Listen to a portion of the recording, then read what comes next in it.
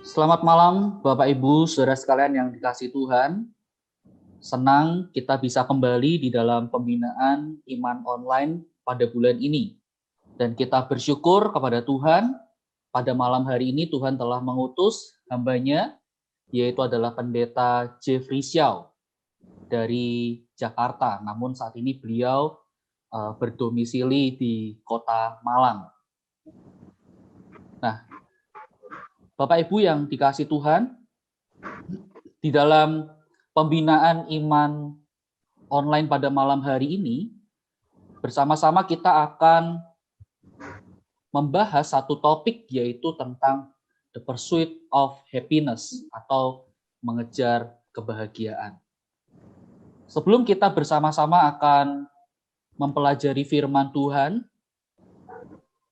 kita akan memulai pembinaan iman online ini di dalam doa. Saya mengundang untuk penginjil Ria Hulu boleh membuka kita di dalam doa. Mari Ibu Ria. Selamat malam Bapak Ibu Saudara peserta webinar. Sebelum kita memulai webinar kita malam hari ini, sekali lagi mari kita menyatukan hati memohon pimpinan Tuhan. Mari kita berdoa. Bapa di surga, pada malam hari ini kami menyatukan hati kami datang di hadapan-Mu.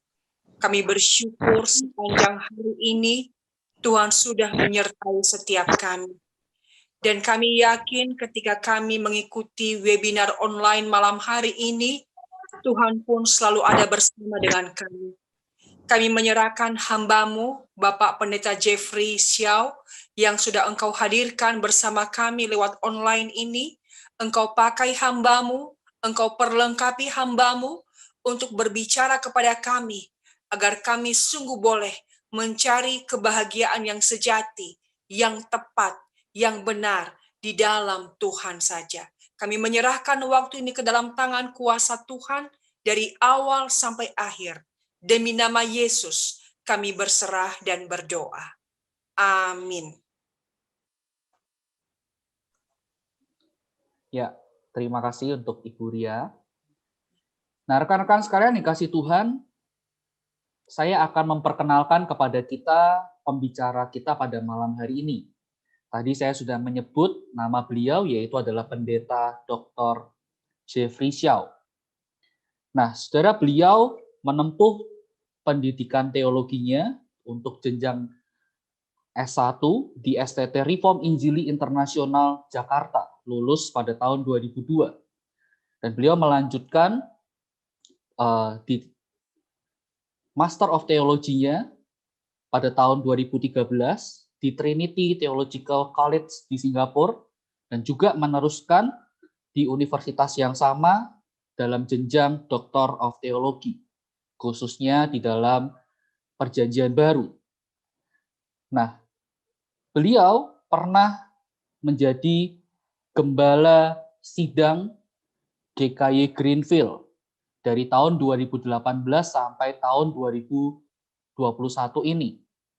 Dan di tahun ini beliau juga akan melayani Tuhan di STT Saat Malang sebagai dosen.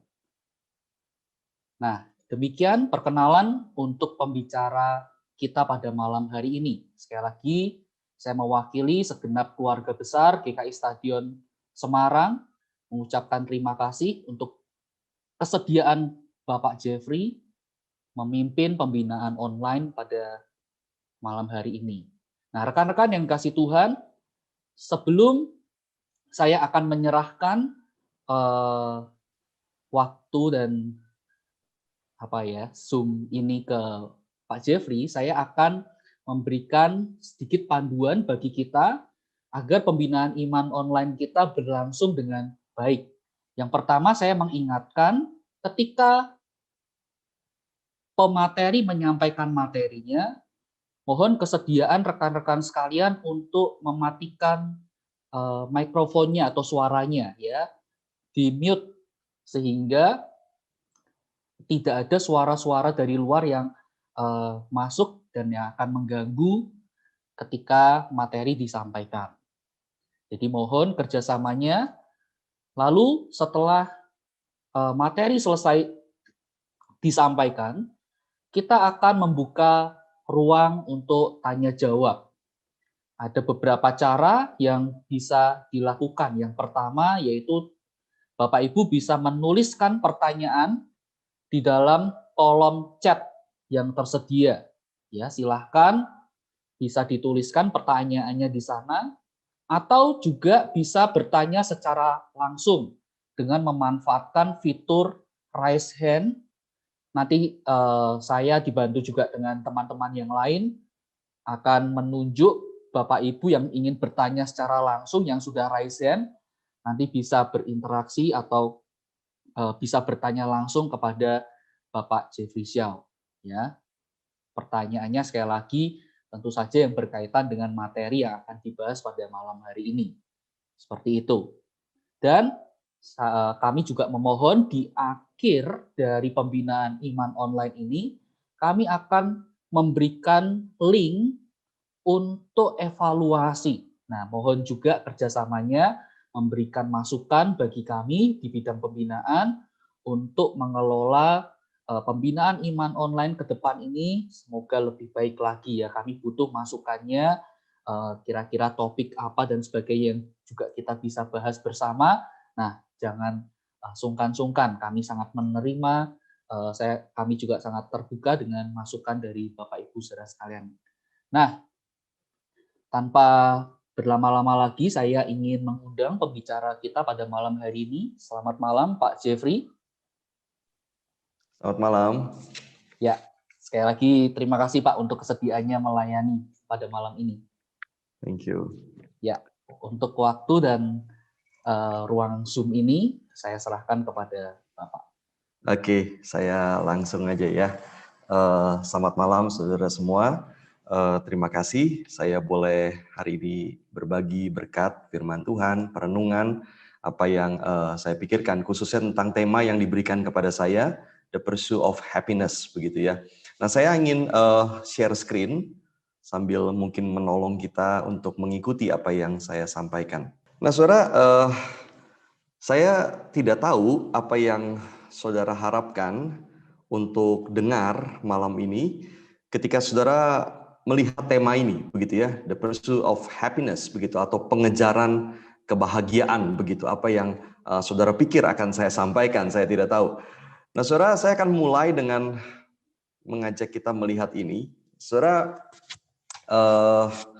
tahun 2006, saudara mungkin pernah nonton film ini, saya nggak tahu, saya pernah nonton dan sangat bagus sekali, begitu ya. Tahun 2006, film ini muncul dengan judul yang sama, begitu, dengan tema kita malam ini, The Pursuit of Happiness, dan dibintangi oleh aktor terkenal Will Smith. Saudara, judul film ini happiness-nya dengan Y, gitu ya, dengan Y, saudara, dengan huruf Y. Sebetulnya itu salah spelling, yang betul adalah seperti di tema kita, begitu, dengan I, begitu ya. Tetapi disengaja memang di dalam film ini, karena ada adegan di film itu di mana anaknya yang polos itu salah spell, happiness dengan Y, begitu. Nah, saudara, film ini bercerita tentang sebuah keluarga di San Francisco. Linda dan Chris Gardner namanya, begitu, suami istri. Saudara, mereka tinggal di sebuah apartemen kecil bersama dengan anak mereka yang berusia 5 tahun. Linda, istrinya itu bekerja sebagai buruh di sebuah laundry. Sementara Chris Gardner seorang salesman. Nah, saudara, satu kali Chris mengambil keputusan untuk membeli franchise untuk menjual scanner kepadatan tulang yang portable, begitu. Nah, dia menghabiskan seluruh tabungan keluarga untuk bisnis itu. Tetapi kemudian ternyata ketika dia berusaha menjual alat scan itu dari rumah sakit ke rumah sakit, dari dokter ke dokter, dia terus mencoba menawarkan, dia tidak berhasil. Saudara, dan lama-kelamaan digambarkan di dalam film itu mereka semakin terjerat di dalam kesulitan keuangan. Mereka tidak mampu lagi bayar sewa rumah, tagihan semakin menumpuk, pertengkaran demi pertengkaran juga terus terjadi antara Chris dan Linda, semakin lama semakin besar. Dan akhirnya Linda, istrinya itu pergi meninggalkan Chris dengan anaknya. Saudara, dalam keadaan putus asa seperti itu tanpa sengaja, kemudian Chris berjumpa dengan seseorang yang sedang membawa mobil Ferrari warna merah begitu. Dan dia tanya ke orang itu, apa sih kerjanya kamu sampai kamu bisa kaya seperti ini begitu, sampai bisa mampu beli mobil mewah. Dan lalu kemudian orang itu menjawab bahwa dia adalah seorang pialang saham, broker saham begitu. Nah, sejak saat itu dia memutuskan bahwa dia harus jadi pialang saham. Nah, saudara, kemudian Chris melihat tawaran dari sebuah perusahaan pialang yang besar yang menjanjikan barang siapa yang magang di perusahaan itu dan menjadi peserta magang terbaik, maka akan diberikan pekerjaan di perusahaan itu. Dia segera ambil kesempatan itu, lalu dia diterima magang. Masalahnya adalah dia tidak dibayar sama sekali selama masa magang itu. Padahal dia sudah kehabisan uang. Saudara, maka dikisahkan, saudara, kemudian di dalam film itu bukan saja kemudian mobil dia disita, uangnya habis, dia bahkan juga diusir dari apartemennya, dia dan anaknya jadi gelandangan, dan selama beberapa waktu mereka tidur di tempat-tempat umum, mereka pernah tidur di WC umum, begitu. Nah, kadang-kadang mereka mendapat tempat tinggal, tempat tidur di rumah singgah milik gereja, kadang-kadang tidak mendapat tempat, tidur di luar lagi, dan seterusnya. Sangat menderita. Nah, saudara, keadaan seperti ini membuat Chris semakin bertekad dia harus jadi peserta magang terbaik dan kemudian diterima bekerja di perusahaan itu. Nah, di akhir cerita, Chris berhasil menjadi peserta terbaik, lalu diterima bekerja di sana. Beberapa tahun kemudian, dia mendirikan sebuah perusahaan pialang sendiri, dan akhirnya dia menjadi kaya raya. Saudara, ini kisah dari film itu. Maka Chris Gardner, saudara, itu menjadi lambang orang yang mengejar kebahagiaan dan akhirnya mendapatkannya, begitu. Dia sudah melalui perjuangan hidup yang sangat berat. Dia mengalami titik yang paling bawah, lalu dia berjuang mati-matian sampai akhirnya dia mendapatkan apa yang dia inginkan. The pursuit of happiness, pengejaran kebahagiaan. Nah, sisanya saudara silakan nonton sendiri filmnya, saudara ya, kalau saudara belum nonton. Oke, saudara, dan film itu saudara menunjukkan sesuatu yang saya kira sangat umum diterima oleh dunia kita. Pertama, saudara, adalah dunia hidup ini harus mengejar kebahagiaan. Kira-kira begitu. Ini sebuah value, nilai yang diterima secara umum. Hidup itu harus mengejar kebahagiaan. Yang kedua, kebahagiaan itu terkait dengan mendapatkan yang kita inginkan. Saudara, ini juga sebuah konsep yang diterima secara umum begitu. Bahwa kalau kita mau bahagia, yang namanya kebahagiaan itu terkait dengan mendapatkan yang kita inginkan. Dan di film itu berarti berkaitan dengan mendapatkan kesuksesan begitu. Chris berhasil mendapatkan kesuksesan. Nah, saya kira saudara, inilah pengertian umum yang banyak diterima oleh setiap orang begitu. Saudara, kalau kita tanya kepada banyak orang, apa sih itu kebahagiaan? Atau kapan kamu akan berbahagia? Saya nggak tahu, kalau saya tanya kepada saudara, jawabannya mungkin juga beda-beda. Tetapi jawabannya saya rasa kebanyakan sederhana, begitu ya. Yaitu yang baik-baik dan menyenangkan.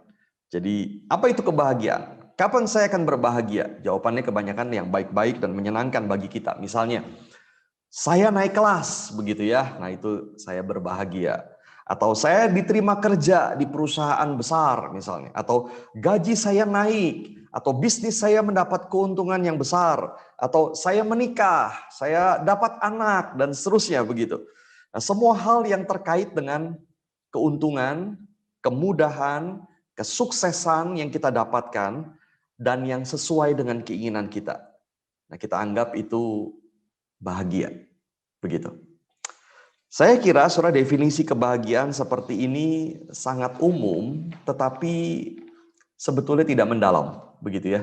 Kita hanya bicara dari pengalaman sehari-hari saja. Nah, saya ingin mengajak kita melihat definisi yang lebih mendalam mungkin, walaupun juga sangat umum kita terima.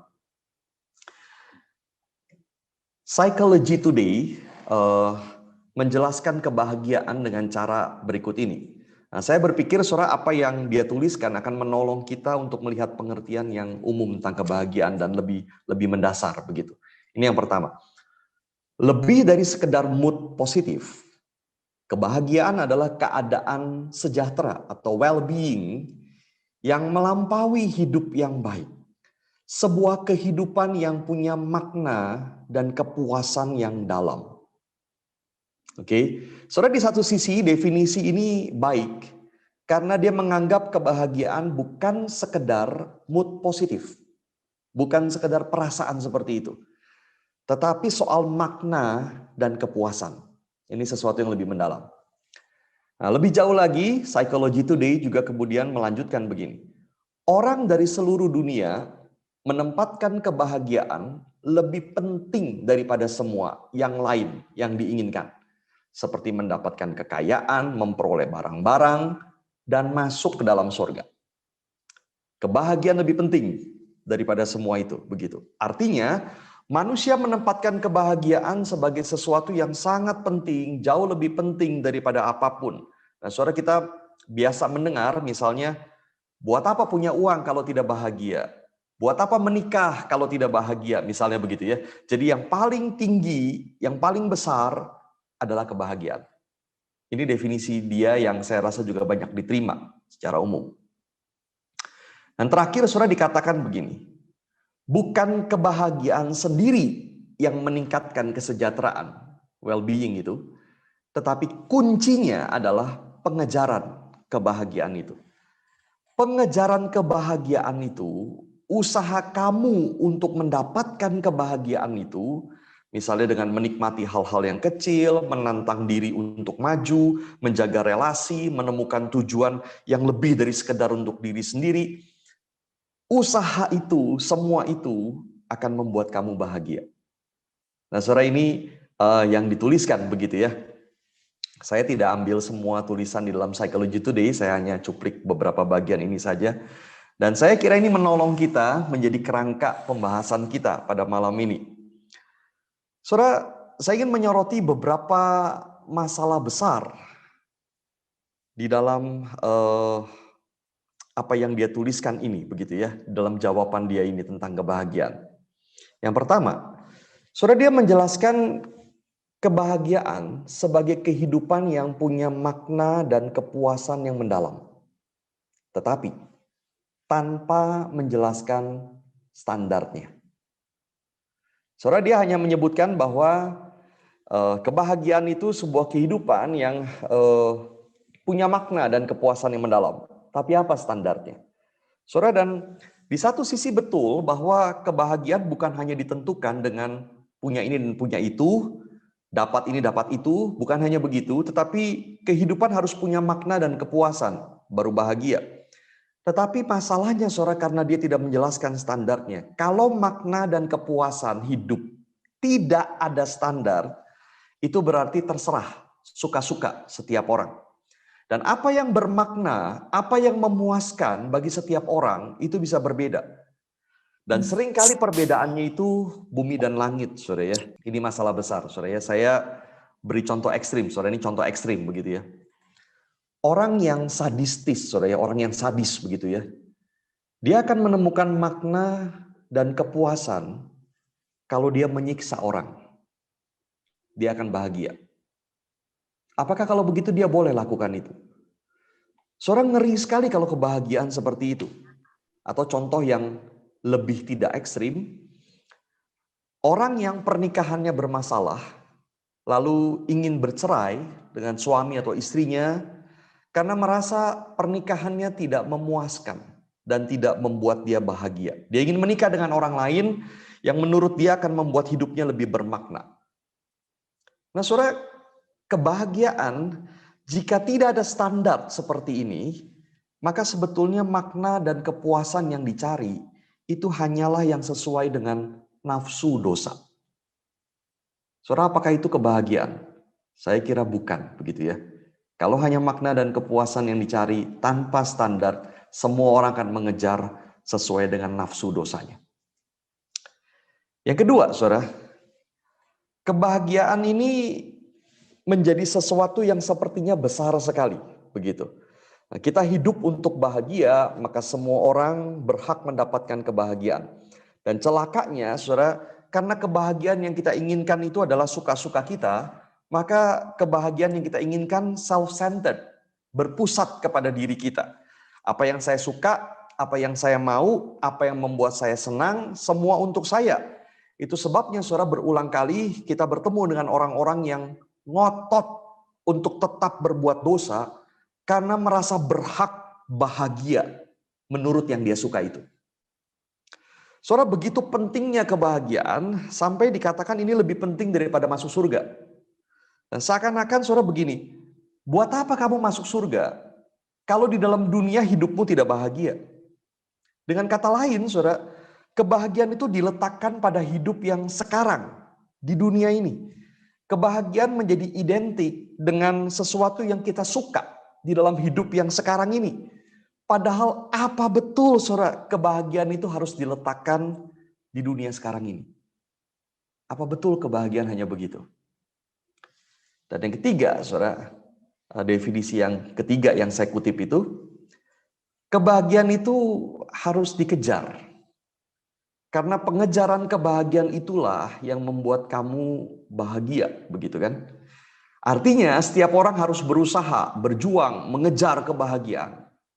Pertanyaannya, betulkah itu? Nah, saudara, ketiga hal ini sebetulnya berkaitan erat, tetapi mari kita coba bahas lebih jauh satu persatu masalah-masalah ini, saudara ya. Yang pertama, saudara, Alkitab sebetulnya memberikan definisi dan standar kebahagiaan yang sangat radikal sekali. Kalau saudara ingat, khotbah di bukit Matius 5 sampai Matius 7, itu dimulai dengan rangkaian kalimat berbahagialah. Di dalam bahasa Yunani dipakai makarios, yang bisa berarti blessed, diberkatilah, atau happy, begitu ya. Berbahagialah orang yang seperti ini, seperti itu, dan seterusnya. Dengan kata lain, Yesus memberikan definisi berbahagia di situ. Dan kalau kita perhatikan, saudara, isinya adalah penjungkir balikan semua yang selama ini kita anggap normal. Berbahagialah orang yang miskin di hadapan Allah. Berbahagialah orang yang berduka cita. Berbahagialah orang yang lemah lembut. Berbahagialah orang yang lapar dan haus akan kebenaran.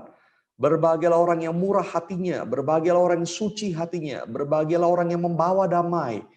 Berbahagialah orang yang dianiaya oleh sebab kebenaran. Berbahagialah orang yang jika karena aku dicela dan dianiaya dan difitnahkan segala yang jahat, bersukacita dan bergembiralah. Saudara, ini sesuatu definisi yang sangat radikal sekali. Nah, banyak hal, saudara, di dalam hidup kita sebetulnya itu sudah di-set, begitu ya, sudah terbentuk oleh kebiasaan, oleh apa yang kita dengar, oleh apa yang kita lihat sehari-hari. Banyak hal dalam hidup kita sebetulnya sudah begitu. Misalnya, saudara, ini contoh sederhana sih ya. Kalau dari kecil kita lihat orang itu makan roti untuk sarapan, maka kita nggak akan pernah tanya lagi, kenapa roti kok cocok untuk sarapan? Kita nggak tanya begitu. Wajar, dari kecil kita bisa lihat itu. Nah, kalau di Jakarta, saudara, banyak yang makan bakmi, begitu ya, untuk sarapan. Bakmi semua, Jakarta bakminya enak-enak, begitu. Kalau di Semarang, saya nggak tahu, saudara. Mungkin nasi asem-asem, begitu ya, atau soto, begitu. Biasa, begitu.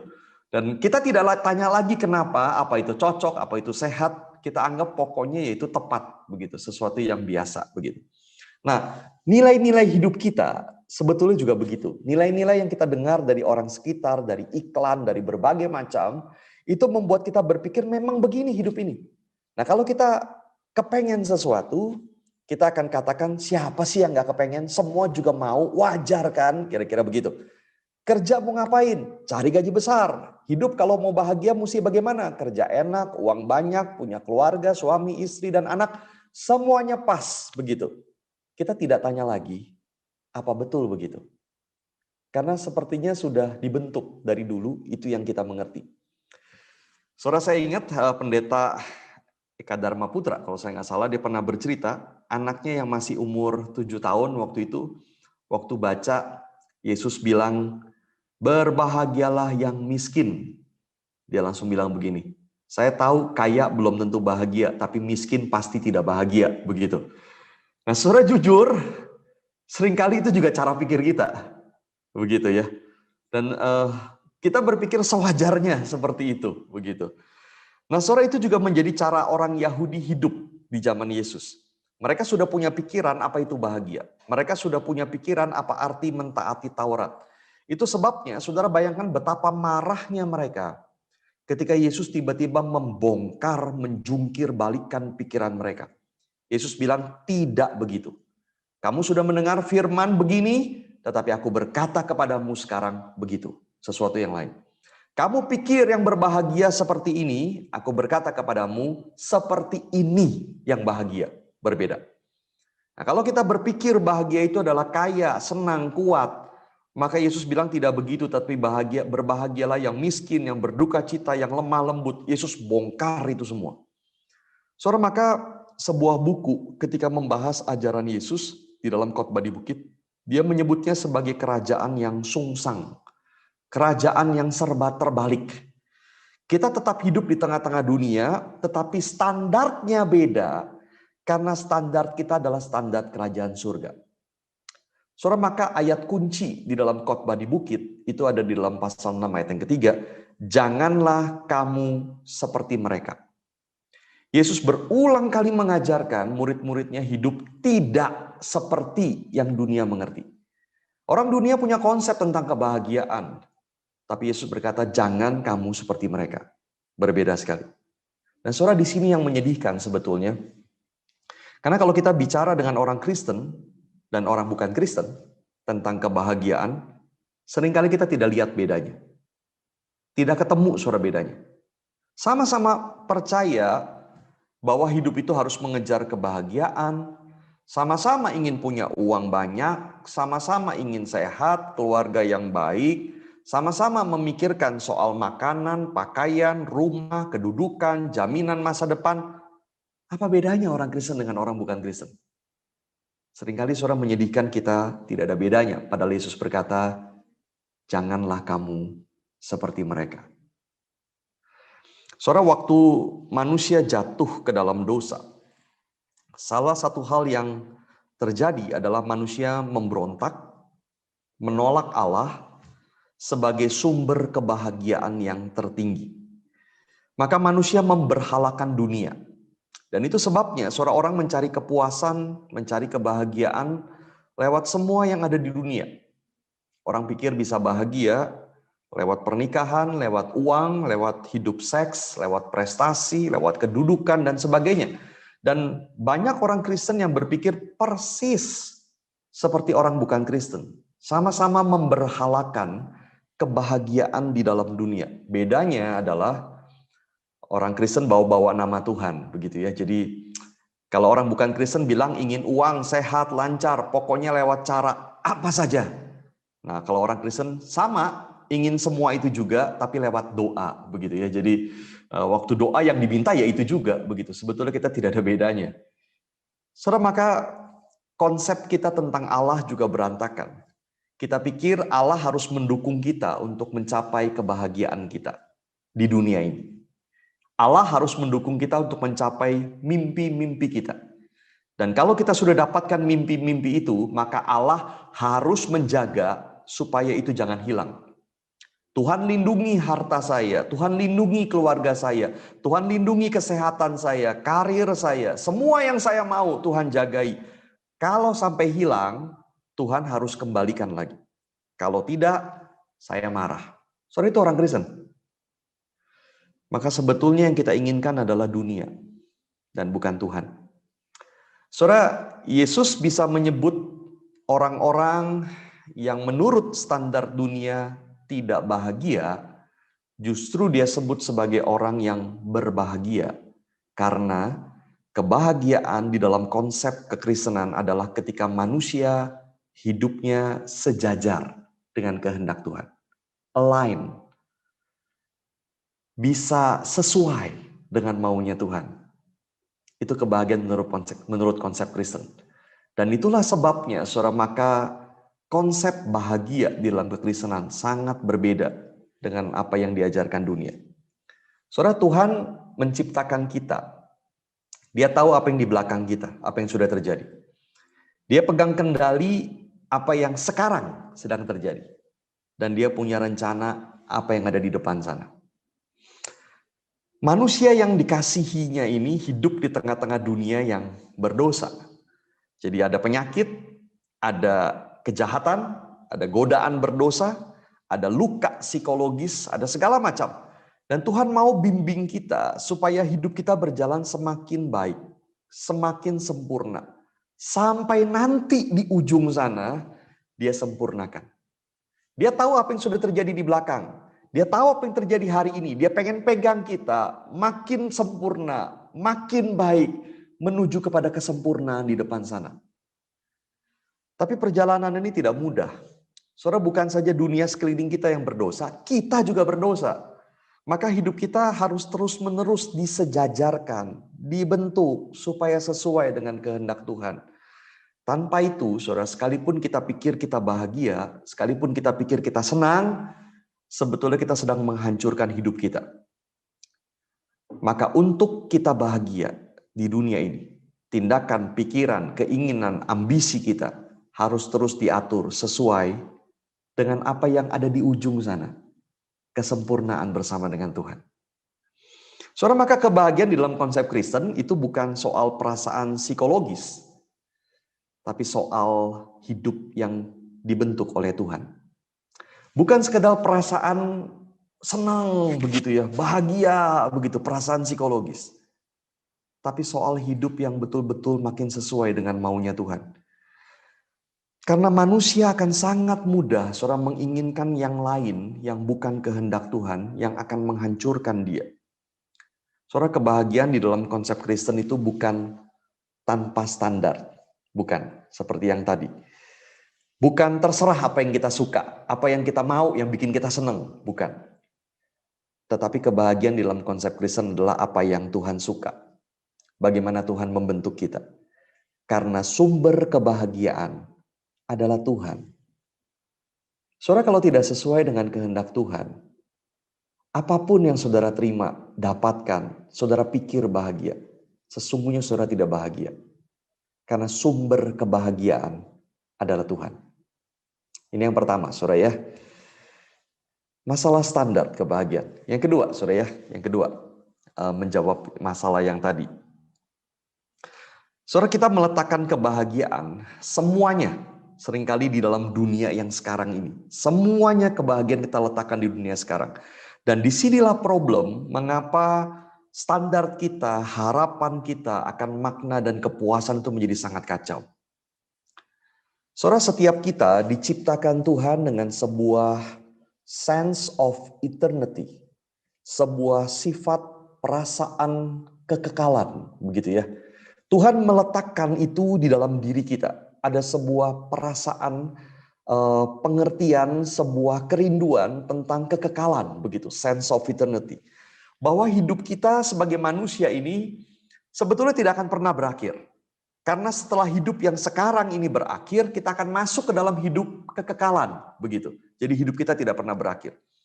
Dan itulah sebabnya, saudara, sebetulnya karena kita punya sense of eternity itu, itulah sebabnya kita sering merasa tidak puas dengan apa yang terjadi dalam dunia ini. Karena sebetulnya, saudara, kekekalan itu tertanam di dalam diri kita. Sadar atau tidak sadar, saudara, kita selalu merindukan yang sempurna yang di sana. Ada sesuatu yang tidak bisa dijelaskan karena memang Tuhan ciptakan kita begitu. Kita merindukan yang sempurna di sana. Itu sebabnya saudara, kita tidak puas waktu melihat ada kejahatan, ada ketidakadilan terjadi di dalam dunia. Kita tidak puas melihat tubuh kita yang semakin tua dan banyak penyakit mungkin. Kita tidak puas karena kita merindukan yang sempurna di sana. Saudara, kita juga tidak puas dengan relasi yang kurang baik. Misalnya dengan orang tua atau dengan anak. Kita menyesal, merasa bersalah, pernah melakukan ini, pernah melakukan itu. Kita juga tidak puas dengan gereja kita mungkin, saudara ya. Kita tidak puas juga melihat anggota keluarga kita yang meninggal. Kita bertanya mengapa harus terjadi. Kita bahkan tidak puas seringkali juga dengan diri kita sendiri yang terus begini. Tidak berubah, karakter buruk, jatuh ke dalam dosa yang sama terus-menerus. Sebetulnya yang kita rindukan adalah kehidupan yang sempurna di surga. Tuhan kasih sense of eternity itu di dalam diri kita. Sehingga kita selalu merindukan yang sempurna di sana nanti. Yang baik, yang sempurna akan kita dapatkan pada waktu kita di surga. Dan hari ini kita merindukan itu. Dan itulah sebabnya kita memang tidak bisa mengalami kebahagiaan sepenuhnya di dalam dunia. Tetapi anehnya, seringkali saudara kita meletakkan kebahagiaan itu di dunia sekarang. Seolah-olah tidak ada kekekalan. Kita hidup tahu, kita ada sense of eternity. Kita tahu di sana nanti Tuhan janjikan semua yang baik. Kita merindukan itu. Tetapi di dalam dunia ini seringkali kita hidup seakan-akan tidak ada kekekalan itu. Kita seperti lupa Tuhan janjikan itu. Nah, saudara, seorang penulis bernama Paul David Tripp, saudara, dia mengatakan sikap hidup seperti ini adalah eternity amnesia. Sebuah sikap amnesia, lupa seperti tidak pernah tahu tentang kekekalan. Padahal Tuhan menempatkan sense of eternity itu dalam hidup kita. Nah, Paul Tripp kemudian mendaftarkan beberapa hal yang terjadi karena sikap manusia yang amnesia kekekalan ini. Ada beberapa hal yang menurut dia terjadi. Saya akan sebutkan beberapa saja, saudara, ya, tidak semuanya. Yang pertama, dia berkata, kita akan hidup dengan ekspektasi yang tidak realistis. Karena kita amnesia kekekalan. Kita eternity amnesia, begitu ya. Maka kita akan hidup dengan ekspektasi yang tidak realistis. Kita mau hidup kita di dalam dunia ini menjadi sesuatu yang sebetulnya tidak mungkin terjadi. Kita ingin dunia sekarang seperti sorga. Itu masalah besar. Misalnya, saudara ya, misalnya. Waktu pasangan kita sakit. Atau mungkin lumpuh. Dan kita harus merawat dia. Kita merasa hancur, tidak ada harapan lagi. Karena kita ingin bahagia sekarang. Dan kita tidak dapatkan itu. Atau misalnya waktu orang yang kita kasihi meninggal. Kita kehilangan semuanya. Karena kita ingin bahagia sekarang. Dan kita tidak dapatkan itu. Kita kehilangan dia. Atau waktu ada orang jahat dengan kita. Kita merasa ingin balas. Atau kita merasa hidup kita tidak pernah bangkit lagi. Karena kita ingin semuanya dibereskan sekarang. Kita lupa, saudara ya. Padahal nanti ada kekekalan. Di mana Tuhan akan membereskan semuanya. Tuhan akan menjadikan semuanya benar dan sempurna. Hidup kita sekarang adalah mempersiapkan kita untuk kekekalan. Ketika kita lupa itu, kita akan hidup dalam dunia dengan ekspektasi, pengharapan yang tidak realistis. Yang kedua, kita akan fokus pada diri sendiri. Terlalu banyak fokus kepada diri sendiri. Pada apa yang aku perlu, aku inginkan, aku dapatkan, begitu. Kita fokusnya ke situ. Padahal ketika kita lihat dari kekekalan, semua akan berbeda. Saya pakai contoh begini. Saudara, kalau ada dua orang saudara berebut harta, lalu saling menuntut, saling menghancurkan, wah hancur-hancuran begitu ya, berantem terus. Lalu tiba-tiba mereka berdua mati. Di sana nanti, di kekekalan, di surga, kalau mereka di surga, saudara ya, di surga nanti begitu. Coba saudara pikir, apakah mereka masih akan peduli dengan harta? Apakah mereka masih akan marah satu kepada yang lain, ngiri dan berantem, berebut harta? Tidak akan, saudara. Mereka akan malu. Saudara, kalau saja kita bisa melihat hidup kita dari kekekalan, sikap hidup kita hari ini akan sangat berbeda. Atau sebuah cerita yang seringkali dikutip, saya juga seringkali kutip di dalam khotbah. Izinkan saya ngomong lagi juga. Dari James Dobson, saudara, dia pernah cerita satu kali dia main monopoli dengan istri dan anaknya. Lalu dia main jago sekali, dia sikat semuanya, dia beli hotel sana sini, dia beli rumah di sini situ, dia tutup jalan mereka. Wah, dia jadi kaya raya dengan uang monopoli itu, begitu ya. Keluarganya sebel sekali karena dia main dengan sangat hebat dan luar biasa jahat begitu ya kepada yang lain begitu. Dia ketawa-ketawa penuh kemenangan sampai akhirnya permainan selesai. Dia sudah menjadi kaya sekali dalam monopoli begitu. Lalu kemudian keluarganya sebel banget, lalu tinggalin dia beresin itu. Keluarganya masuk kamar. Nah, James Dobson bilang, waktu semua sudah masuk kamar, tinggal dia sendiri. Dan dia masukin lagi rumah-rumahan monopoli itu ke kotak. Hotel-hotelan, duit-duitan, semua masuk ke dalam kotak. Lalu kemudian dia terpikir, apa artinya semua ini? Apa artinya dia menang tadi? Ketika semua selesai, semua masuk ke dalam kotak. Lalu apa yang tersisa? Saudara, demikian pula kehidupan. Suatu hari nanti, semua yang kita anggap berharga akan kembali masuk dalam kotak. Lalu apa yang tersisa? Saat itu baru kita tahu apa yang penting dan apa yang tidak penting. Ini tidak akan terjadi, saudara ya, kalau kita tidak amnesia kekekalan. Yang kedua, yang ketiga, menurut Paul David Tripp, yang terjadi karena kita amnesia kekekalan adalah kita menuntut terlalu banyak dari orang lain.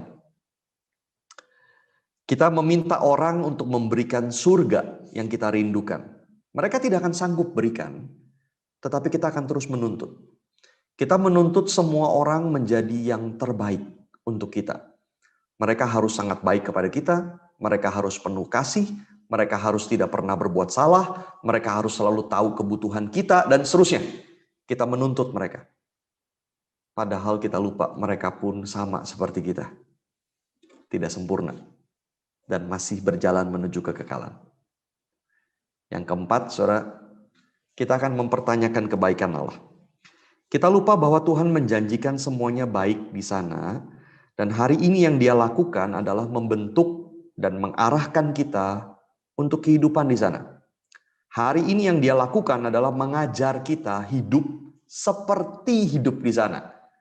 Menyembah Tuhan, penuh buah roh, mengajak orang lain bersama-sama menyembah Tuhan, begitu. Tuhan sedang membentuk, mengajar kita untuk hidup seperti di sana. Di dunia ini Tuhan memberikan cicipan kebaikannya, kebahagiaan sorgawi itu, untuk membuat kita semakin merindukan yang di sana. Saudara, hidup memang sulit di dalam dunia, tetapi bukannya tidak ada kebahagiaan. Ada. Tetapi semua adalah cicipan kebahagiaan sesungguhnya yang di sana dari Tuhan. Saudara, alangkah salahnya kalau kita mengharapkan yang sempurna itu sekarang. Kesusahan yang kita hadapi hari ini tidak permanen. Kebahagiaan yang kita alami yang sesuai standar Tuhan itu justru yang permanen. Karena nanti di kekekalan pun Tuhan akan berikan terus. Saudara, pada waktu kita menderita, kesadaran bahwa ada kekekalan itu mengingatkan kita bahwa hidup kita tidak lepas kendali, tetapi dipegang oleh Tuhan dan sedang terus diarahkan, dibentuk oleh Tuhan yang baik menuju kesempurnaan. Maka kita tidak perlu panik di tengah-tengah kesulitan, penderitaan, dan ketidakbahagiaan. Karena kita tahu ada masa depan yang baik di depan sana, pasti. Yang kedua. Yang ketiga, saudara ya, yang terakhir, nah, apakah kita mengejar kebahagiaan? Apakah betul kita harus mengejar kebahagiaan? Nah, saudara, kalau kita perhatikan, Alkitab tidak pernah mengajarkan itu. Tetapi yang diajarkan Yesus justru berbeda. Saya ambil dari khotbah di bukit juga, saudara ya. Tetapi carilah dahulu kerajaan Allah dan kebenarannya, maka semuanya itu akan ditambahkan kepadamu. Saudara, Alkitab tidak menyuruh kita mengejar untuk hidup bahagia hari ini di dalam dunia, tidak. Tetapi di dalam dunia ini justru yang diminta adalah kejarlah kekudusan, kejarlah melakukan kehendak Allah, cari dahulu kerajaan Allah dan kebenarannya. Semua akan ditambahkan kepadamu. Nah, saudara, apa artinya mencari dahulu kerajaan Allah? Saudara, mencari dahulu kerajaan Allah berarti berusaha terus-menerus merindukan, mengutamakan untuk menyebarkan pemerintahan Yesus Kristus di dalam dunia. Saudara, kerinduan itu dimulai dari diri sendiri. sampai semua aspek hidup kita, rumah, keluarga, pernikahan, hidup moralitas kita, pekerjaan kita, gaya hidup kita, sampai semuanya tunduk kepada Kristus. Itu kerajaan Allah, saudara. Kita merindukan itu, cari dulu itu, begitu. Lalu kemudian kita merindukan, menyebarkan itu kepada orang-orang di sekitar kita, supaya orang lain, keluarga, teman kita, tetangga kita juga percaya dan tunduk kepada Kristus. Dan kerinduan itu terus berlanjut supaya di mana-mana Injil diberitakan dan banyak orang tunduk kepada Kristus. Saudara, itu artinya cari dahulu kerajaan Allah. Kita rindu, saudara ya, Injil disebarkan dan banyak orang percaya bukan karena kita ingin gereja kita jadi besar, bukan karena apa-apa, bukan terutama supaya orang bahagia, sekalipun Injil memang memberikan pengharapan, tetapi kita merindukan itu karena kemuliaan Allah. Kita inginkan itu. Dan apa artinya mencari dulu kebenaran kerajaan Allah, begitu ya. Cari dahulu kerajaan Allah dan kebenarannya. Apa artinya kebenaran Allah? Saudara, kebenaran Allah atau God's righteousness itu adalah konsep yang sangat luas di dalam Alkitab, mencakup keadilan, rekonsiliasi, perdamaian, kasih, begitu ya. Dan Allah yang benar dan adil itu menginginkan seluruh dunia dipenuhi kebenaran dan keadilan Allah. Dan Allah ingin umatnya mengerjakan itu, membuat orang tertarik datang kepada Tuhan.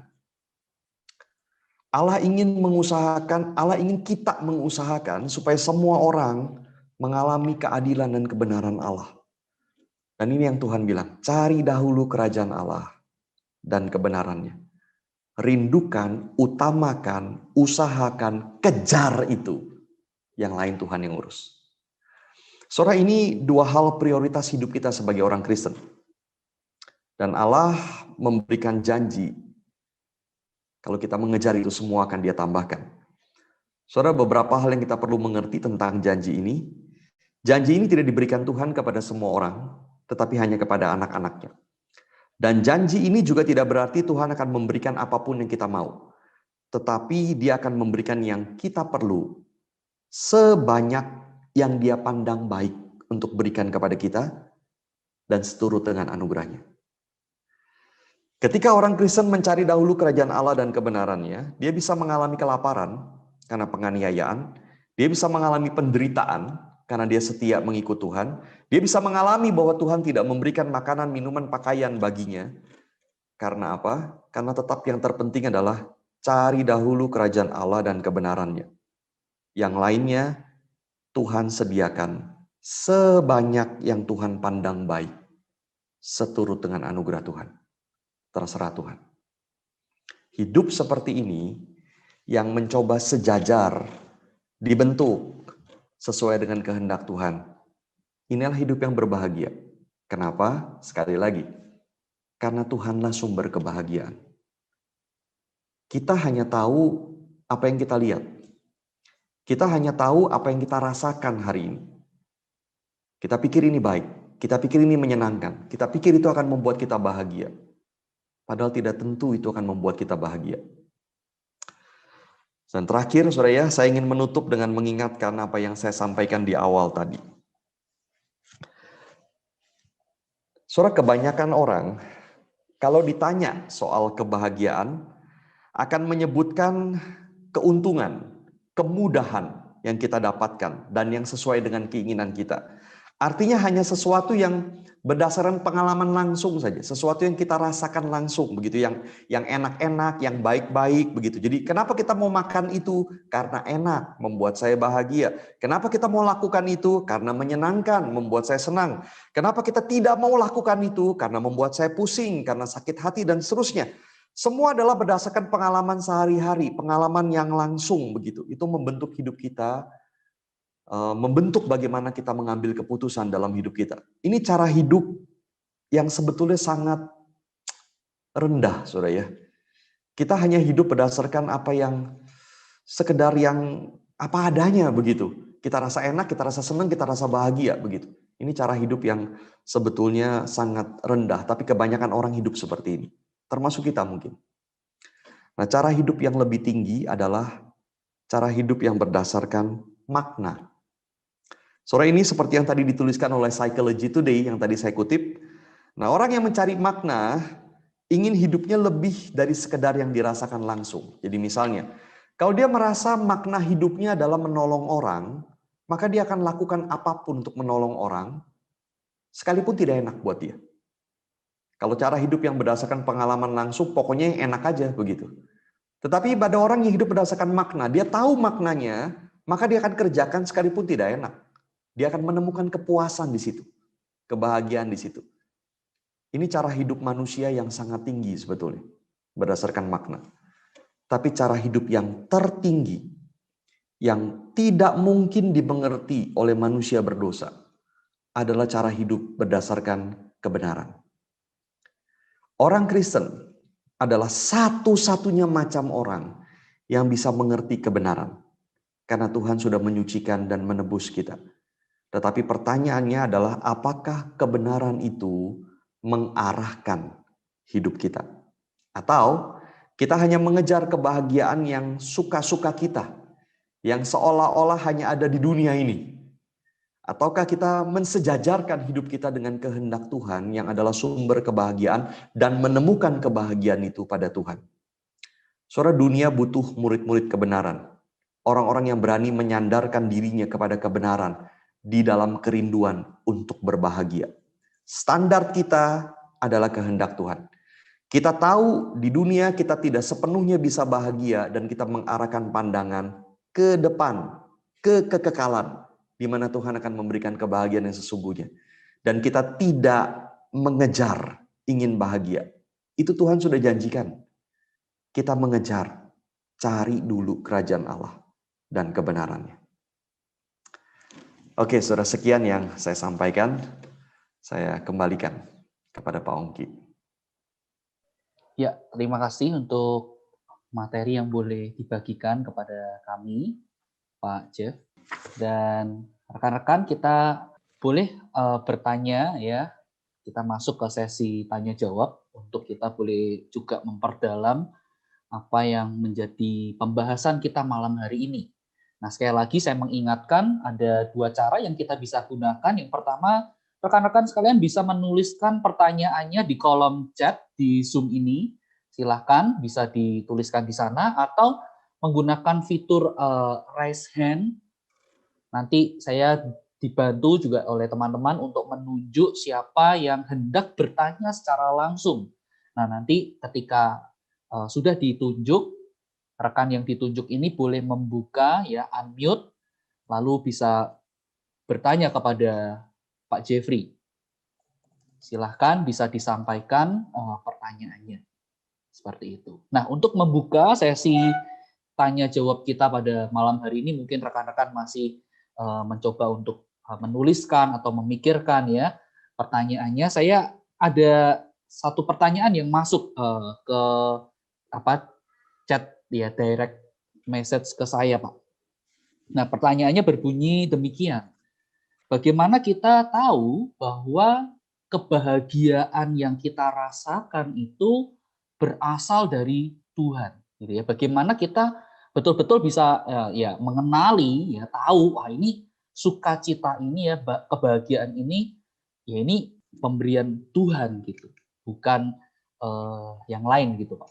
Mari silakan, Pak. Oke, terima kasih. Sebetulnya sederhana begini, apapun yang baik gitu ya, yang kita nikmati itu dari Tuhan begitu. Tetapi pertanyaan yang lebih penting sebetulnya dari kita adalah begini, apakah yang membuat saya bahagia ini sesuai dengan kehendak Tuhan? Sorry, kalau begitu saya ralat begini gitu ya. Tidak selalu perasaan bahagia kita itu berasal dari Tuhan. Tadi saya sempat kasih contoh misalnya orang yang sadis, begitu ya, dia merasa bahagia kalau menyiksa orang. Misalnya itu contoh ekstrim begitu ya. Dan jelas kebahagiaan dia yang seperti itu tidak berasal dari Tuhan begitu. Nah, kita perlu mengecek, bukan bertanya ini dari Tuhan atau bukan, tapi lebih baik kita mengecek apakah ini sesuai dengan kehendak Tuhan. Apakah kebahagiaan saya itu sesuai dengan maunya Tuhan? Dan kita perlu bertanya lebih jauh begini, apakah hidup saya sesuai dengan kehendak Tuhan? Karena kalau tidak, begitu ya, ada banyak sekali kebahagiaan yang kita dapatkan itu, betul Tuhan izinkan kita bisa bahagia, kita bisa nikmati, tetapi sebetulnya hanya sepotong kecil saja. Misalnya saya pakai contoh begini ya, kita punya uang lalu kita bisa beli handphone. Kita senang, kita bahagia. Handphone baru, bagus, begitu ya. 1 bulan kemudian kita main-main handphone itu, perasaan bahagianya udah nggak sampai separuh lagi kan. Sudah nggak sebahagia yang pertama, begitu.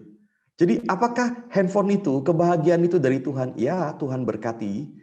Tetapi itu sesuatu yang Tuhan cuma berikan, cicipan-cicipan kecil begitu ya, untuk menolong kita hidup lebih baik dalam dunia.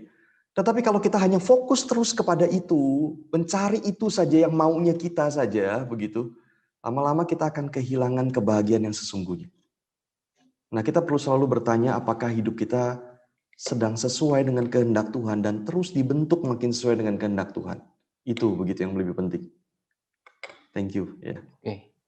Ya, ini saya melihat di layar laptop saya ada yang raise hand dengan nama akun Gigabyte iPhone X. Nah, mari silakan. Ya, selamat malam. Malam, Pak. Ya, selamat kenal. Saya Irawan. Saya mau tanya, untuk apakah dalam kalau kita mengatakan bahwa kebahagiaan kita adalah mengikuti kebenaran Tuhan, sesuai dengan kehendak Tuhan, betul ya? Ya, Pak. Tapi pada waktu kita melakukan itu, apakah kita selalu akan bahagia? Ataukah pada waktu kita melakukannya, meskipun tidak bahagia, namun itu dapat disebut itu berbahagia? Karena kita sudah melakukan kebenaran. Ya, mungkin segitu. Terima kasih. Ya, terima kasih Pak. Iya, bagus memperjelas apa yang saya sampaikan. Betul Pak, jadi begini, ketika kita misalnya mencari dahulu kerajaan Allah dan kebenaran ya, seperti yang tadi saya sampaikan begitu ya, kita mungkin mengalami penderitaan. Kita mungkin tidak makan, mungkin tidak minum, mungkin begitu kita dianiaya dan segala macam. Tetapi Yesus juga bisa mengatakan orang-orang seperti itu berbahagia. Kenapa? Karena begini, yang pertama kita lagi-lagi selalu menganggap kebahagiaan itu dengan konsep dunia. Bahwa yang bahagia adalah yang baik-baik, yang enak-enak, yang tidak menyusahkan. Sehingga kita pikir ketika kita menderita itu pasti tidak bahagia. Begitu. Kita seringkali begitu. Yang kedua, kita selalu mengkaitkan kebahagiaan itu dengan perasaan yang sesaat sekarang. Kita senang begitu ya, perasaan psikologis begitu. Lalu kita anggap kalau kita sedang menderita, kita tidak bahagia begitu. Nah, seringkali memang masalahnya di situ. Tetapi sebetulnya yang Tuhan inginkan adalah kita punya kebahagiaan yang bukan semu seperti itu, tetapi kebahagiaan yang sejati. Maka pada waktu kita mengikuti kehendak Tuhan, kita mungkin secara dunia dianggap tidak berbahagia. Tetapi Yesus bisa berkata, berbahagialah kamu. Sesungguhnya you are blessed, sesungguhnya you are happy, begitu. Karena kau sedang sejajar dengan kehendak Tuhan. Nah, seringkali masalahnya memang begini. Seperti tadi juga saya sampaikan, kita meletakkan kebahagiaan itu di dalam dunia ini. Jadi kita kepengen bahagianya sekarang, begitu. Kita lupa bahwa Tuhan janjikan kebahagiaan itu di kekekalan. Ketika kita sungguh ikut Tuhan sekarang, kebahagiaan itu di kekekalan. Di dalam dunia sekarang, ada cicipan-cicipan kebahagiaan yang Tuhan terus berikan lewat berbagai hal. Kita alami itu. Tetapi yang paling penting adalah kita tahu ada kebahagiaan di depan sana. Nah, kalau kita meletakkan semua kebahagiaan di sini, lalu kita meletakkan kebahagiaan itu pada perasaan senang, lalu pada keadaan yang baik dan menyenangkan, maka ya kita memang seringkali merasa tidak bahagia kalau ikut Tuhan. Begitu. Tapi kalau kita sungguh-sungguh tahu kebahagiaan ada di depan sana, kebahagiaan ketika ikut sejajar dengan kehendak Tuhan karena Tuhan sumber kebahagiaan, maka apapun perasaan kita dalam dunia ini, ketahuilah kamu berbahagia. Oke, maaf untuk memastikan lagi, berarti meskipun pada waktu kita melakukan itu kita tidak merasakan bahagia, tapi jikalau itu memang sesuai dengan apa yang Tuhan inginkan, itu sudah disebut berbahagia. Berarti berbahagia itu bukan masalah cuman happy, tapi karena Tuhan yang mengatakan bahwa itu berbahagia. Apakah seperti itu? Iya, betul Pak, betul. Oke. Cuman saya ingin menambahkan begini, tidak kadang-kadang begitu ya, kita merasa tidak bahagia padahal sebetulnya bahagia, begitu ya. Karena perasaan kita belum sejajar dengan kehendak Tuhan. Jadi ada banyak orang yang hidupnya tidak enak, menderita. Yang kalau kita ada di posisi dia, kita akan bilang kita tidak bahagia. Tapi dia bahagia ternyata perasaannya. Perasaannya, jadi perasaan kita tidak menentukan sih. Tapi benar kalau tadi Bapak bilang bahwa sekalipun perasaan kita tidak bahagia, Tuhan menyebut berbahagia, maka itu berbahagia. Itu betul. Tetapi alangkah indahnya kalau perasaan kita juga bisa sejajar, sehingga kita pun merasa bahagia. Saya tahu ini bukan sesuatu yang gampang, saya juga nggak bisa begitu terus, nggak bisa begitu ya. Ini saya kira perjalanan hidup kita sebagai murid Kristus, begitu yang terus menerus gitu ya, mencoba lebih lagi ikut Tuhan. Dan saya rasa ini pembentukan buat setiap kita seumur hidup sih. Terima kasih. Ya. Oh, thank you Pak, terima kasih. Terima kasih Pak. Ya, terima kasih Pak Irawan untuk pertanyaannya yang juga boleh menolong kita memahami lebih lagi. Nah, Pak Jeffrey, ini di direct message saya ada 2 pertanyaan yang masuk. Yang pertama, saya sebutkan dulu ya, nanti silakan Pak Jeffrey menanggapi.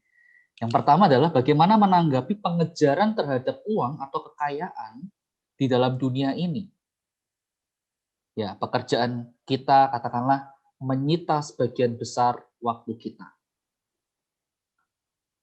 Lalu yang kedua, ada buku yang membedakan antara sukacita dengan bahagia. Sukacita dikaitkan pada buah roh dan ketaatan. Nah, bagaimana pendapat Bapak? Silahkan. Oke, saya jawab yang pertama dulu ya. Sebetulnya memang pekerjaan itu banyak sekali mengambil porsi daripada hidup kita.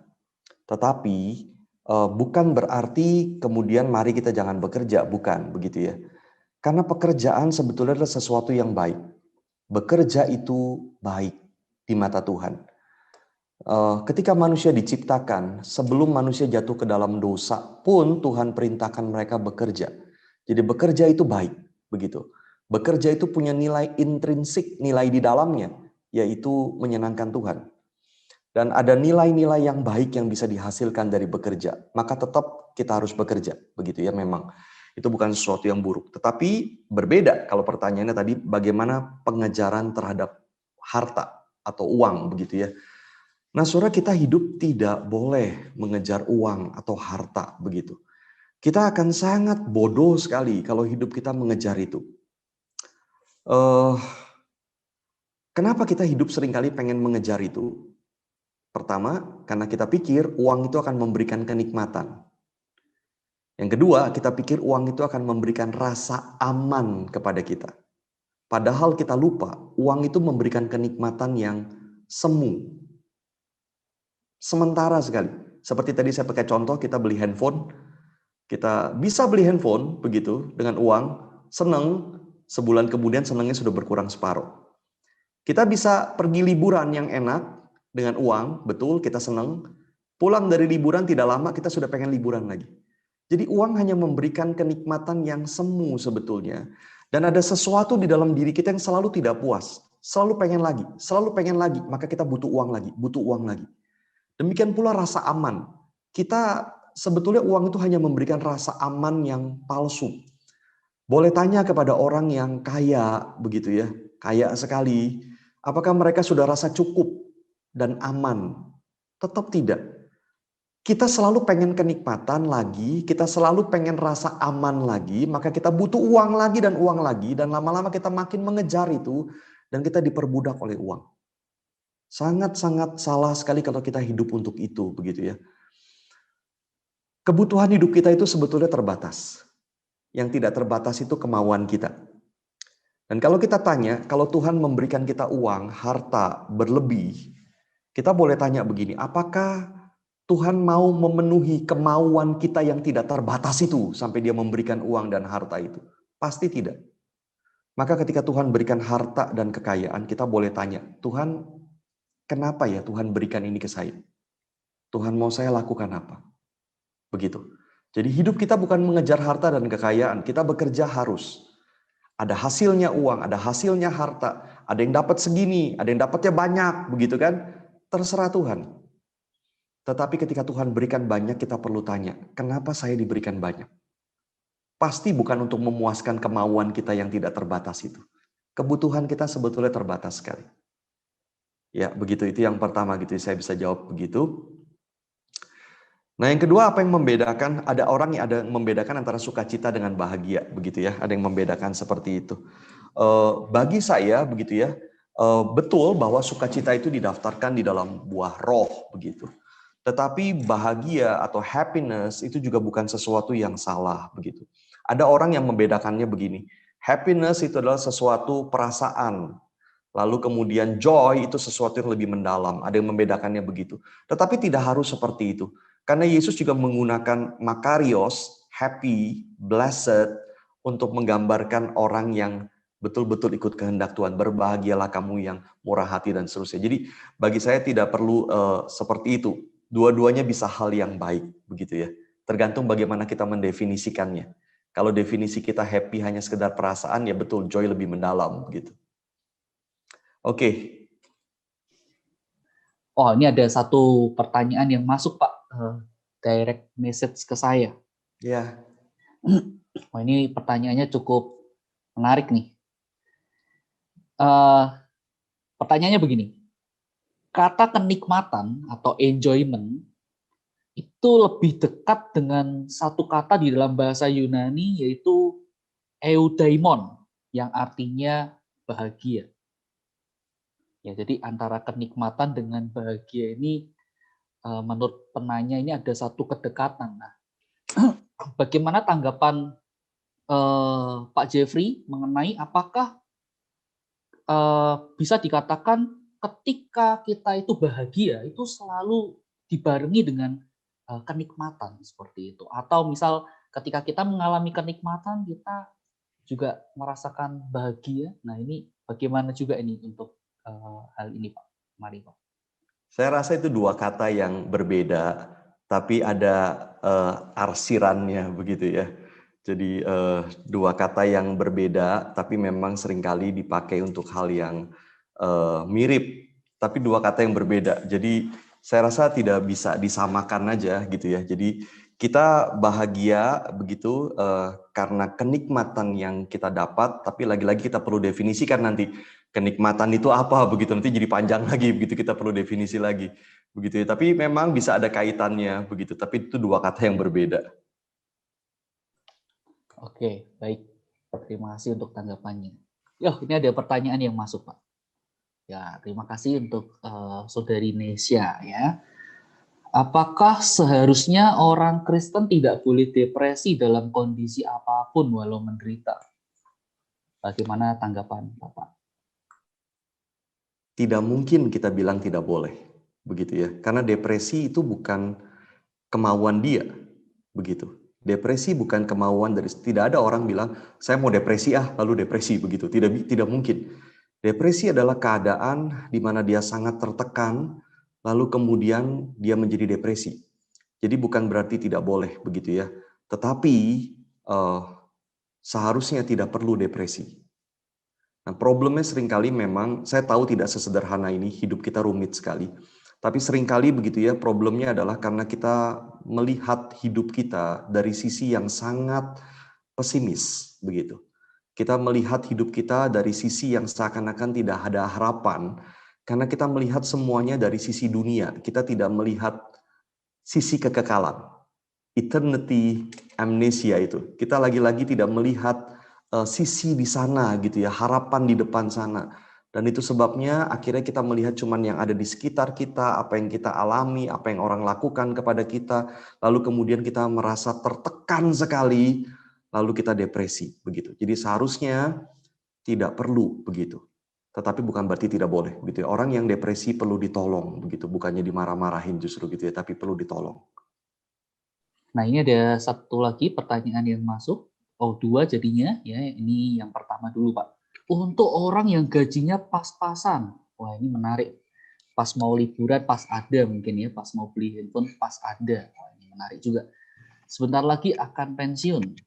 bagaimana kami bisa tahu bahwa hidup setelah pensiun bisa terjamin? Sebab orang hidup memerlukan uang, tapi tidak boleh memikirkan uang dan bisa bahagia terus. Nah, ini pertanyaan yang pertama. Lalu yang kedua ini adalah ya ini lebih menyangkut tadi ya antara happiness dengan joy.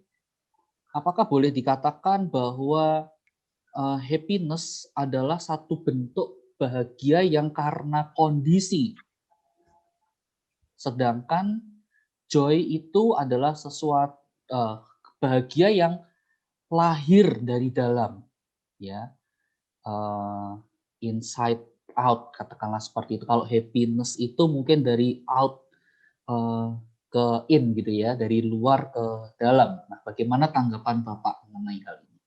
Terima kasih. Oke, saya jawab yang pertama dulu ya. Jadi betul kita hidup memerlukan uang, begitu, dan kita harus bijaksana di dalam merencanakan keuangan kita. Kita tidak boleh begitu sembarangan, lalu tidak peduli nanti masa depan bagaimana, bodoh amat, begitu ya. Kita tidak boleh begitu. Kita harus bijaksana merencanakan keuangan. Maka pasti gitu ya, kita harus punya planning, kita harus berpikir, kita harus wise begitu mengatur segalanya. Tetapi begitu, sejujurnya kita harus mengaku bahwa seberapapun kita sudah rencanakan, bisa hancur dalam sekejap. Itu yang pertama. Yang kedua, seberapapun kita rencanakan, kita bisa meninggal langsung malam ini dan semua yang kita rencanakan tidak ada gunanya. Begitu ya. Jadi sebetulnya kita harus mengaku, dan saya yakin kita orang Kristen kita mengaku bahwa hidup kita ada di dalam tangan Tuhan. Tuhan yang bisa memberikan semuanya dalam sekejap, Tuhan bisa mengambil semuanya dalam sekejap, Tuhan bisa memelihara kita sekalipun keadaan tidak mungkin, begitu. Tuhan bisa lakukan segala macam. Maka di satu sisi kita harus bijaksana mengatur keuangan, kita memikirkan, kita merancang dengan benar, tetapi di sisi yang lain tetap kita harus berserah kepada Tuhan. Begitu. Jadi betul kita memang membutuhkan uang. Tetapi kalau pikiran kita adalah kepada uang terus, lalu kita pikir kita aman kalau sudah punya uang, kita salah besar. Bisa hancur semua dalam sekejap. Sebaliknya, kita pikir kita tidak aman karena tidak ada uang. Tuhan bisa penuhi kebutuhan kita dengan sejuta cara. Begitu. Jadi, satu sisi kita merencanakan dengan bijaksana, tapi jangan terus-terusan terfokus kepada itu. Tetap berserah kepada Tuhan.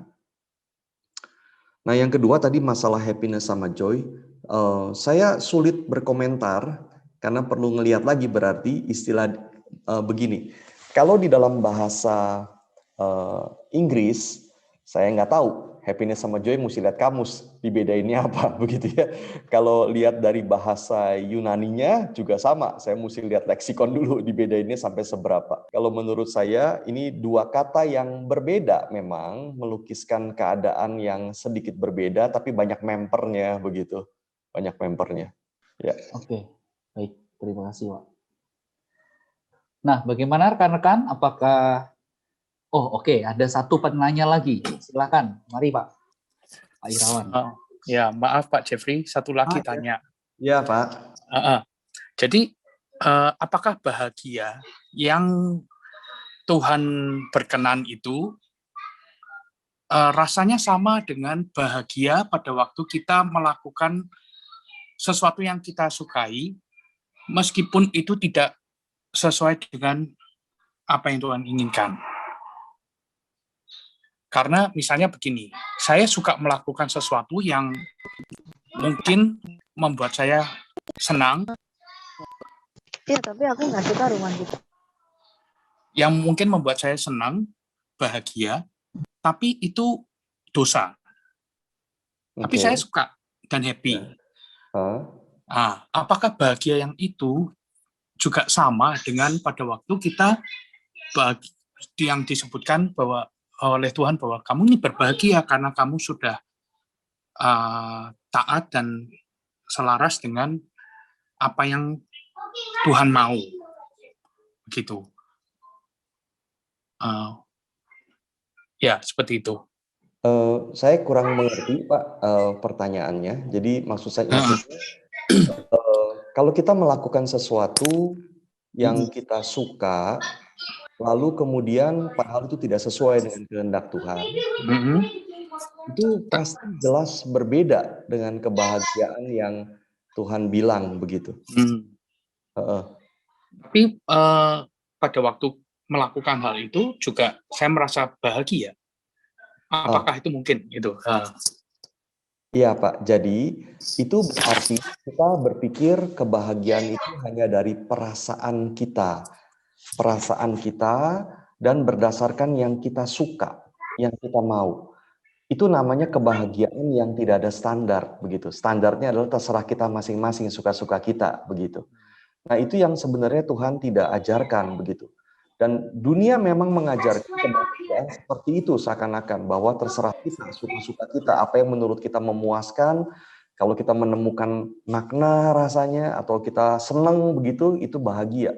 Tetapi bukan begitu menurut Tuhan. Jadi kebahagiaan menurut Tuhan ada standarnya. Standarnya adalah kehendak Tuhan begitu.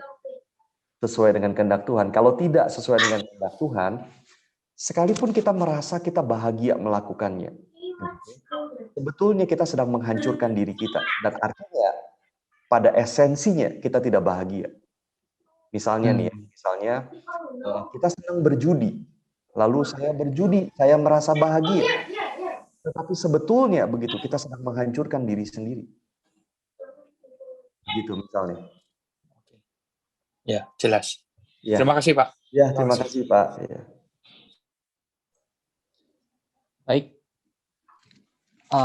karena waktu juga, akhirnya kita menyelesaikan sampai di sini, Pak. Terima kasih sekali lagi Pak Jeffrey untuk materi dan juga tanggapan-tanggapannya. Sekali lagi, mewakili keluarga besar GKI Stadion, mengucapkan terima kasih Pak untuk pelayanan Bapak malam hari ini. Terima kasih, thank you. Bapak telah menjadi berkat bagi kami melalui materi yang disampaikan. Terima kasih sekali lagi. Thank you. Dan untuk menutup pembinaan iman pada malam hari ini, saya mempersilahkan untuk penginjil Esau boleh menutup di dalam doa. Baik, mari kita bersatu dalam doa. Tuhan, terima kasih, kami bersyukur malam hari ini Engkau memakai hamba-Mu, Pendeta Jeffrey, untuk menjadi saluran berkat buat kami. Kami bersyukur karena kami terus diingatkan untuk terus kembali kepadamu ya Tuhan, bahwa Engkaulah sumber kebahagiaan di dalam kehidupan kami. Ajar-ajari kami ya Tuhan, untuk kami hidup seturut dengan kehendak-Mu. Kami juga bersyukur untuk sahabat, rekan yang malam hari ini boleh bergabung bersama dengan kami. Biarlah Tuhan juga terus yang menjaga hati, pikiran kami, untuk kami boleh terus melihat setiap kebahagiaan-kebahagiaan yang Tuhan berikan setiap hari di dalam kehidupan kami, baik di dalam pergumulan, baik di dalam segala tantangan yang kami hadapi. Biarlah kami melihat Engkau yang senantiasa menyertai perjalanan kehidupan kami. Terima kasih ya Tuhan. Kami mohon berkat-Mu untuk hamba-Mu yang sudah menjadi saluran berkat, dan juga bidang pembinaan, dan juga setiap kami yang malam hari ini boleh hadir. Kiranya Tuhan menyertai dan memberkati hidup kami. Dalam nama Tuhan Yesus Kristus kami berdoa, kami mengucap syukur. Haleluya. Amin. Amin. Terima kasih Pak Jeffrey. Terima kasih semua. Sampai ketemu.